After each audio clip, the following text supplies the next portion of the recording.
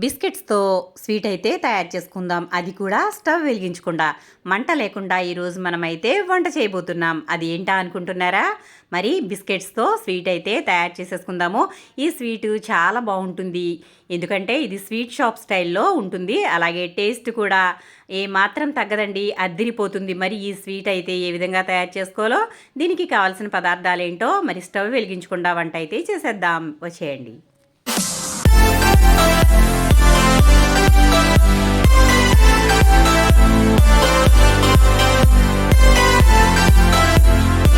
మన స్వీట్కి అయితే mixie jar తీసుకున్నాను. ఆ తర్వాత నేనైతే ఒక కప్పు షుగర్ తీసుకున్నాను. ఇది మిక్సీలో వేసేసుకుని ఇప్పుడు ఇది పౌడర్ చేసేసుకుందాము. ఇప్పుడు తీసి చూద్దాం. ఇదిగో పంచదార అయితే చక్కగా మనకి మెత్తగా నలిగిపోయింది. ఇప్పుడైతే మనం ఇందులో సగం పంచదార అయితే తీసేసుకుందాము. ఒక గిన్నెలోకి అయితే సగం పంచదార తీసేసుకున్నాను. ఇలాగా మిగిలింది అయితే ఇందులో ఉంది. ఇప్పుడు ఇందులో ఒక 10 నుంచి 15 వరకు బాదం పప్పులు అయితే వేసేసుకుందాము. ఆ తర్వాత మ్యారీగోల్డ్ బిస్కెట్లు తీసుకున్నాను. నేను ఇక్కడ ఒక ప్యాకెట్ అయితే తీసుకున్నాను. మనకి ఎన్ని అవసరం అవుతాయో అన్ని అయితే వేసుకుందాం. ఇలా ముక్కలుగా అయితే వేసుకుందాము. నేనైతే ఒక 20 బిస్కెట్ల వరకు అయితే వేస్తాను. ఇలా ముక్కలుగా అయితే ఒక 20 బిస్కెట్ల వరకు అయితే వేసుకున్నాను. ఇప్పుడైతే ఇది మిక్సీ పట్టేసుకుందాం. మెత్తగా మిక్సీ పట్టుకుందాం. చూసారా, చక్కగా అయితే మనకి మెత్తగా పౌడర్ అయితే అయిపోయాయి. ఇప్పుడు ఒకసారి అంతా అయిందో లేదో చూద్దాం కింద వరకు. ఇదిగోండి, అంతా చక్కగా అయిపోయింది. ఇప్పుడైతే ఇది ఒక గిన్నెలోకి అయితే తీసేసుకుందాం.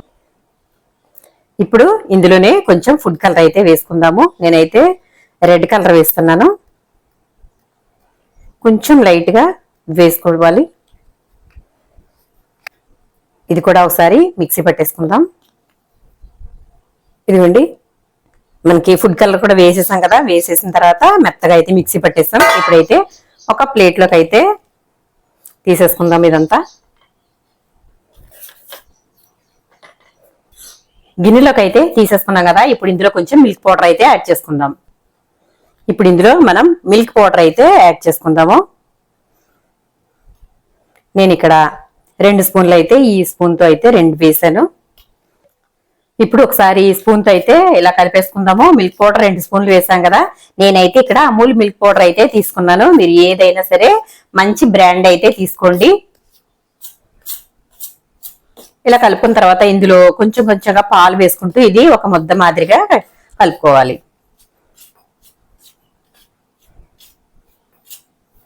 పాలు జాగ్రత్తగా వేసుకుంటూ కలుపుకోవాలి. మళ్ళీ ఒకవేళ పలచగా అయిపోతే చేసేది ఏమి ఉండదండి. కాబట్టి పాలు అయితే ఈ విధంగా కొంచెం కొంచెంగా వేసుకుంటూ ఇది ముద్ద మాదిరిగా కలుపుకోవాలి.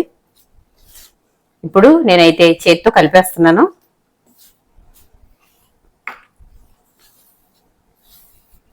చూసారా, ఇలా ముద్దగా అయితే రావాలి. దీనిపైన అయితే కొంచెం నెయ్యి అయితే వేసి ఇది మనం పక్కన పెట్టేసుకుందాము. ఇప్పుడు నెయ్యి అయితే కొంచెం వేసుకున్నాను. నెయ్యి వేసిన తర్వాత దీనిని ఇలా ముద్దగా ఒకసారి బాగా కలిపేసుకోవాలి.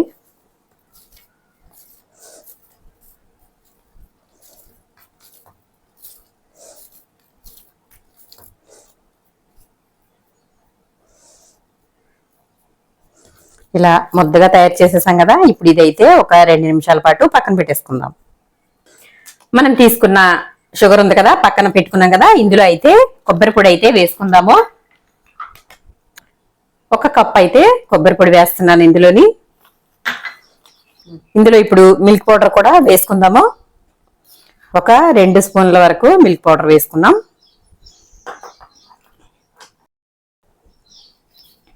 అలాగే మంచి ఫ్లేవర్ కోసం వెనీలా ఎసెన్స్ అయితే వేసుకుందాము. ఇది ఒక 4 నుండి 5 చుక్కలు వేసుకుంటే సరిపోతుంది. మీకు ఇష్టమైతే వేసుకోవచ్చు, లేదంటే స్కిప్ చేసేయచ్చు. నేనైతే ఇక్కడ వెనీలా ఎసెన్స్ ఒక 5 చుక్కలు అయితే వేశాను. ఇప్పుడు ఇదంతా కూడా బాగా కలుపుకోవాలి. కొంచెం కొంచెంగా పాలు వేసుకుంటూ దీనిని కలుపుకోవాలి. ఇది మనకి ఒక ముద్ద మాదిరిగా ఫామ్ అవ్వాలి. చూసారు కదా, నేను ఇక్కడ ఇందులో పంచదార పౌడర్, అలాగే కొబ్బరి పొడి, అలాగే కొంచెం మిల్క్ పౌడర్ వేసి, ఇందులో వెనీలా ఎసెన్స్ వేసి, ఆ తర్వాత పాలు వేసుకుంటున్నాను. ఈ పాలు వేడిగా ఉండకూడదండి, మామూలుగా నార్మల్ పాలే తీసుకోవాలి. కానీ కాచి చల్లార్చిన పాలు అయితే బాగుంటాయి. ఇలా పాలు కొంచెం కొంచెంగా వేసుకుంటూ ఇలా ముద్ద మాదిరిగా తయారు చేసుకోవాలి.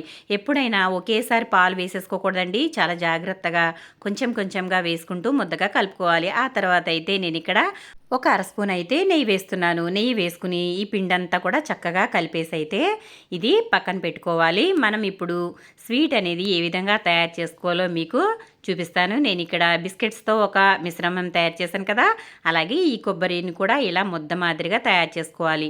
ఇలా తయారు చేసుకున్నాక ఇప్పుడు మనం అయితే స్వీట్ అయితే తయారు చేసేసుకుందాము. ఇప్పుడు నేను ఒక బటర్ పేపర్ అయితే తీసుకున్నాను. బటర్ పేపర్ మీద మనం తయారు చేసి పెట్టుకున్న బిస్కెట్ల మిశ్రమం అయితే పెట్టుకుని ఇప్పుడు ఇక్కడ రోల్ చేసుకోవాలి. అంతకన్నా ముందు అయితే కొంచెం నేను ఇక్కడ నెయ్యి అప్లై చేస్తున్నాను. ఈ విధంగా నెయ్యి అప్లై చేయడం వల్ల మనకి బటర్ పేపర్కి అతుక్కుపోకుండా ఉంటుంది.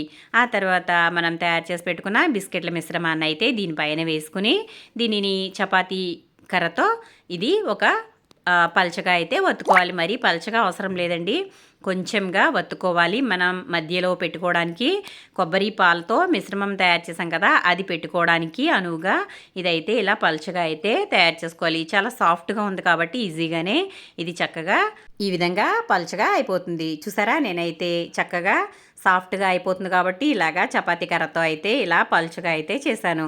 ఇప్పుడు దీనిపైన మనం తయారు చేసి పెట్టుకున్న కొబ్బరి పాలపొడి మిశ్రమం అయితే దీనిపైన పెట్టుకోవాలి.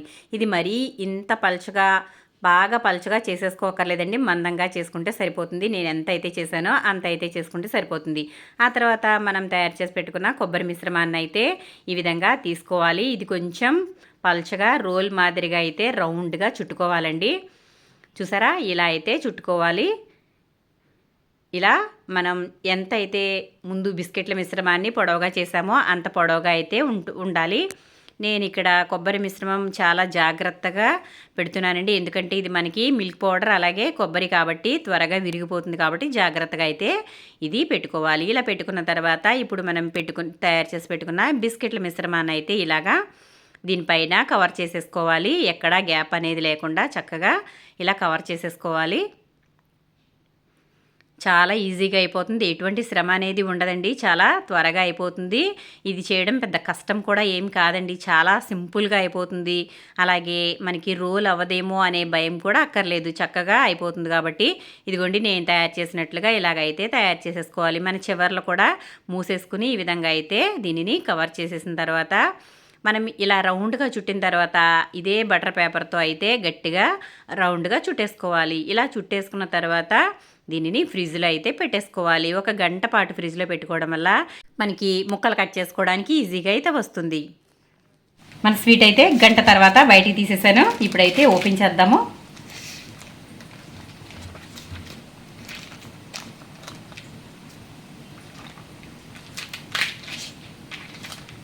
చూసారా, చక్కగా వచ్చేసింది మన స్వీట్ అయితే. ఇప్పుడు దీనిని సిల్వర్ ఫాయిల్ అయితే వేసుకుందాం. ఇప్పుడు సిల్వర్ ఫాయిల్ అయితే దీనిపైన వేసేసుకుందాము.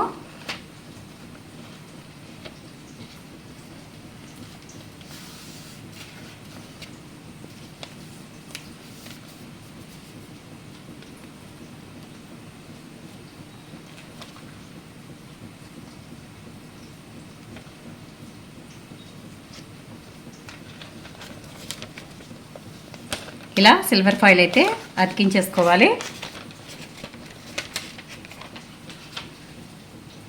ఇప్పుడు దీనిని కట్ చేసుకుందాం.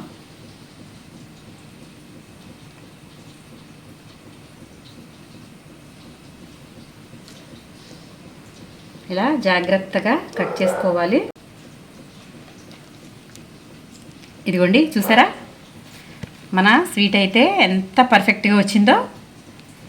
స్టవ్ వెలిగించకుండా అసలు మనం ఏది యూజ్ చేయకుండా చక్కగా స్వీట్ అయితే రెడీ అయిపోయింది. ఈ విధంగా సన్నగా కట్ చేసుకోవాలి. స్టవ్ యూజ్ చేయకుండా వేడి అనేది తగలకుండా చక్కగా మన స్వీట్ అయితే రెడీ అయిపోయింది. ఈ విధంగా మనకి కావలసిన సైజులో అయితే కట్ చేసుకోవాలి. బర్ఫీ మాదిరిగా ఇలా కట్ చేసుకుంటే అదిరిపోయే స్వీట్ అయితే రెడీ అయిపోయింది. చూసారా, నేనైతే ఇలా కట్ చేసేసుకున్నాను అన్నీ. ఇక్కడ కొన్ని ఉన్నాయనుకుంటున్నారా, ప్లేటింగ్ అయితే చేస్తాను. చూడండి, మన టేస్టీ స్వీట్ అయితే రెడీ అయిపోయింది. మరి చూసారు కదా, చాలా ఈజీగా సింపుల్గా అయితే మన స్వీట్ అయితే రెడీ అయిపోయింది. మరి మీరు కూడా తప్పకుండా ట్రై చేయండి. చూసారా, స్వీట్ చూడండి ఒకసారి ఎంత బాగుందో చూసారా. ఇప్పుడైతే టేస్ట్ అయితే చూద్దాము.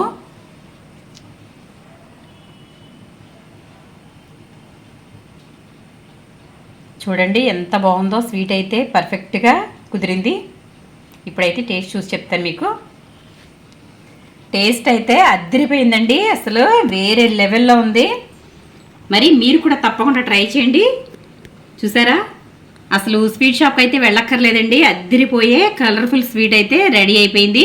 మరి చూసారు కదా, చాలా సింపుల్గా ఈజీగా స్వీట్ అయితే తయారు చేసుకోవచ్చు. మీరు కూడా తప్పకుండా ట్రై చేయండి. మీకు ఏ విధంగా వచ్చిందో నాకు కమెంట్ సెక్షన్లో కమెంట్ పెట్టండి ఫ్రెండ్స్. ఇప్పుడైతే దీనిపైన కొంచెం డెకరేషన్ అయితే చేసేసుకుందాము.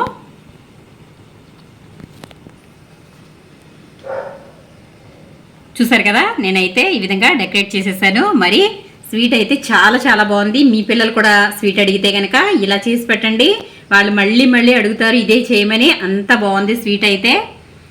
మరి చూసారు కదా, మన స్వీట్ అయితే రెడీ అయిపోయింది. టేస్ట్ నచ్చితే లైక్ చేయండి, షేర్ చేయండి, సబ్స్క్రైబ్ చేయండి.